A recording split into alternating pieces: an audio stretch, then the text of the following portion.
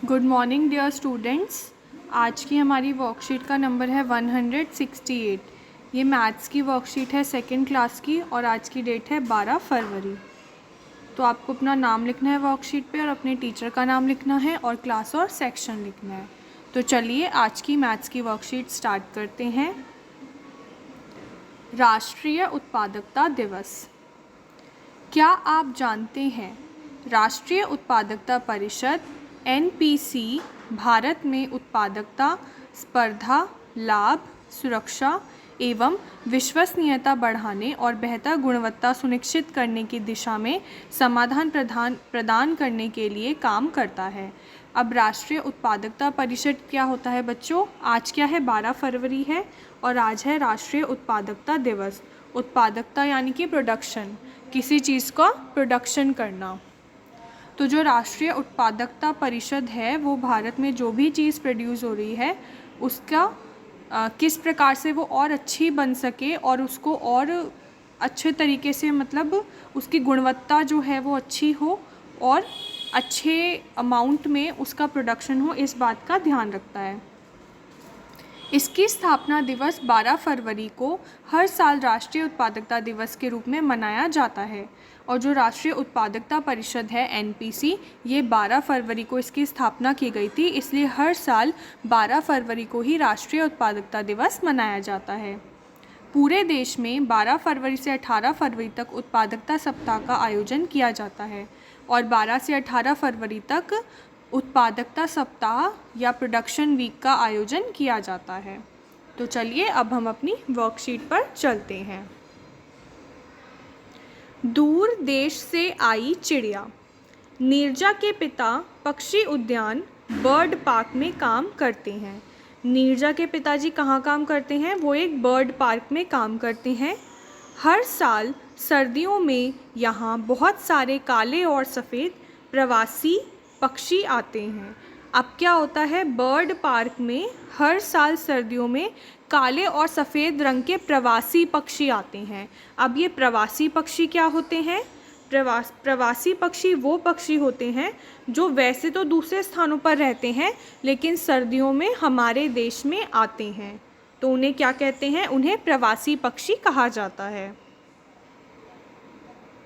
नीरजा और उसका भाई रवि अक्सर पिताजी के साथ इन पक्षियों को देखने जाते हैं। तालाब के आसपास बैठे इन पक्षियों को गिनना उन्हें बहुत अच्छा लगता है। आज नीरजा ने 12 काले पक्षी देखे और रवि ने 15 सफ़ेद पक्षी देखे। पिताजी के पूछने पर उन्होंने बताया कि आज तालाब के पास 27 पक्षी हैं। अब नीरजा को टोटल 12 काले पक्षी मिले और रवि को 15 सफ़ेद पक्षी मिले। ठीक है, तो उन्होंने ऐड करके बता दिया कि भाई वहाँ पर टोटल 27 पक्षी हैं। आइए देखिए उन्होंने इन पक्षियों की कुल संख्या का पता कैसे लगाया। उनके पास 1 और 10 के टोकन कार्ड्स हैं, जैसे बांसुरी वाले के पास थे। अब बच्चों, इससे पहले हमने कुछ टाइम पहले मैथ्स की एक और वर्कशीट करी थी जिसमें कि हमने बांसुरी वाले की कहानी सुनी थी। उसमें उसने क्या किया था, चूहों को उसने बाहर भगाया था और चूहों को काउंट करने के लिए उसने क्या तरीका अपनाया था? उसने कार्ड का सिस्टम लिया था कि जो ये ट्रायंगल कार्ड है इसका मतलब है एक चूहा, और अगर ऐसे 10 मिल जाते हैं तो 10 का उसने एक अलग से येलो कलर का कार्ड बना दिया था। तो फिर उसने उसको 10 का मतलब कि उसको उसने 10 चूहों को काउंट किया था। अब वहाँ पे क्या थे, चूहों को हमने काउंट किया था और इस वर्कशीट में क्या है, हमें पक्षियों को, बर्ड्स को काउंट करना है। तो जैसे यहाँ पर एक टोकन जो ब्लू कलर का है उसको हम दिखाएंगे एक पक्षी, इसका मतलब होगा कि एक बर्ड है। लेकिन अगर हमारे पास 10 एक एक एक के 10 कार्ड हो जाते हैं, 1 2 3 4 5 6 7 8 9 10, ये 10 हो गए, 10 हो गए। तो इन 10 की जगह एक कार्ड बना लेंगे पक्षी, जिसका मतलब होगा कि यहाँ पर 10 पक्षी हैं। ठीक है, इस येलो वाले कार्ड का मतलब होगा कि 10 पक्षी हैं, 10 बर्ड हैं। अब उन्होंने कैसे काउंट किया? नीरजा ने 12 पक्षी देखे थे। तो 12 पक्षी का मतलब क्या हुआ कि एक 10 वाला टोकन और 2 1-1 वाले टोकन। और रवि के पास 15 पक्षी थे, यानी कि एक 10 वाला टोकन और 5 ये वाले टोकन। तो अब क्या करा, जो येलो वाला टोकन था उसे येलो वाले में जोड़ा, येलो वाले को येलो वाले में जोड़ा, और जो ये ब्लू वाले हैं इनको ब्लू वालों से जोड़ दिया। तो ये कितना हो गया, 10 और 10 कितना होगा बच्चों, 10 और 10 20 हो गया। ठीक है, तो येलो वालों का कितना हो गया, 20 हो गया। और ब्लू वालों का कितना है, एक की वैल्यू एक नंबर ही है, तो हम इनको काउंट कर लेंगे 1 2 3 4 5 6 7। तो यहाँ पर क्या आ गया, 7, यानी कि टोटल कितने हो गए, 27 बर्ड हो गए। तो देखो बच्चों, यहाँ पर हम यही देखा था हमने कि नीरजा के पास 12 थे, नीरजा ने 12 पक्षी देखे, रवि ने 15 पक्षी देखे, और टोटल कितने हो गए थे, 27। तो हमारा आंसर भी क्या आ रहा है, 27। इसके बाद देखते हैं, नीचे दी गई तालिका में पक्षियों की कुल संख्या बताइए। अब नीचे हमें तालिका दी गई है, वहाँ पर भी हमें इसी प्रकार से पक्षियों की संख्या को काउंट करके बताना है। जैसे यहाँ पर हमें एक एग्जाम्पल दिया गया है 21। 21 को क्या लिखा है, 2 10 के और 1 1 का। और 17 को क्या लिखा है, 1 10 का और 7 जो हैं वो 1 के हैं। फिर इनको हमने कैसे जोड़ा, 2 10 के और 1 ये वाला 10 का, इनको हमने जोड़ा तो ये कितना बन गया, ये बन गया 30। कितना बन गया, 30। फिर हमने 1 के टोकन काउंट करे, 1 2 3 4 5 6 7 8। तो पहले बना 30 और 1 वाले बने 8, तो टोटल कितना हो गया, 38। यही हमारा आंसर हो गया। इसके बाद है 25। तो 25 को आप कैसे लिखेंगे, 20 और 5, और क्या है 32, 30 और 2। अब इन्हें जो टेंस वाले हैं वो टेंस वाले से ऐड होंगे, और जो वंस वाले हैं वो वंस वालों के साथ ऐड होंगे। तो इसको हम इस प्रकार से लिख सकते हैं,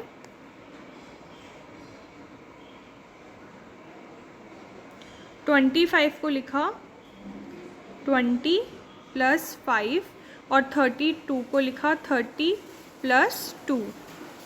अब आप देखिए 5 + 2 हम करेंगे तो कितना आएगा, 7 आएगा, और 20 + 30 करेंगे तो कितना आएगा, 50 आएगा, और 50 + 7 कितना हो गया, 57। तो इन दोनों का आंसर क्या होगा, 57। इसके बाद है 34 और 42। 34 को आप कैसे लिखेंगे, 30 + 4, और 42 को आप कैसे लिखेंगे, 40 + 2। इसके बाद 4 में 2 प्लस करेंगे तो 6 आ जाएगा, और 30 में 40 प्लस करेंगे तो 70 आ जाएगा। 70 और 6 ये कितना हो गया, 76। कितना हो गया बच्चों, 76। इस कार्यपत्रिका के अभ्यास के लिए अपनी गणित की अभ्यास पुस्तिका में से पृष्ठ संख्या 100 भी कीजिए। अब इसके बाद आपको अपना अपना वर्कबुक का पेज नंबर 100 करना है। तो चलिए हम पेज नंबर 100 पर चलते हैं।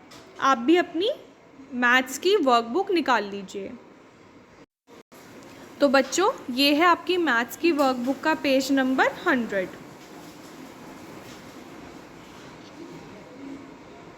Add numbers. अब हमें क्या करना है, हमें नंबर्स को ऐड करना है। तो चलिए हम स्टार्ट करते हैं।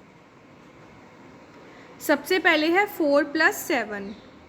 4 + 7 को प्लस करेंगे तो यहाँ पर हमने 4 डाल दिए नंबर, यहाँ पे हमने 7 लाइंस डाल दी।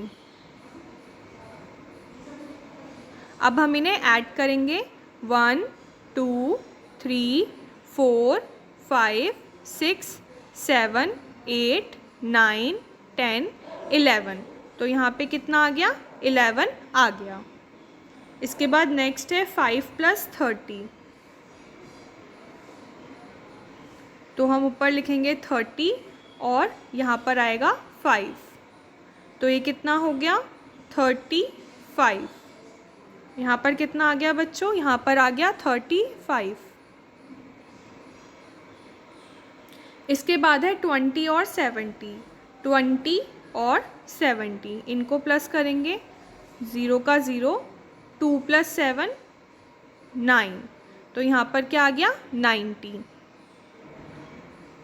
यहाँ पर आ गया 90।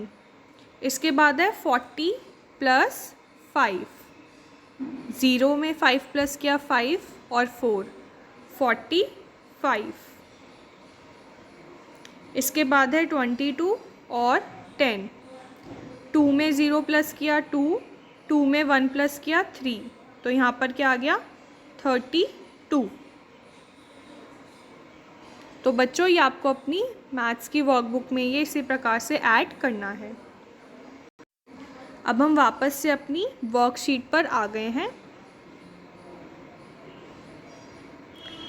अभिभावकों के लिए सुझाव, बच्चों को बताइए कि सर्दियों में साइबेरियन क्रेन पक्षी रूस से अत्यधिक ठंड से बचने के लिए सैकड़ों मील की उड़ान भरकर भारत आते हैं और जब रूस का मौसम उनके अनुकूल हो जाता है तो वो वापस लौट जाते हैं। राजस्थान का भरतपुर पक्षी अभयारण्य प्रवासी साइबेरियन क्रेन पक्षियों के लिए प्रसिद्ध है।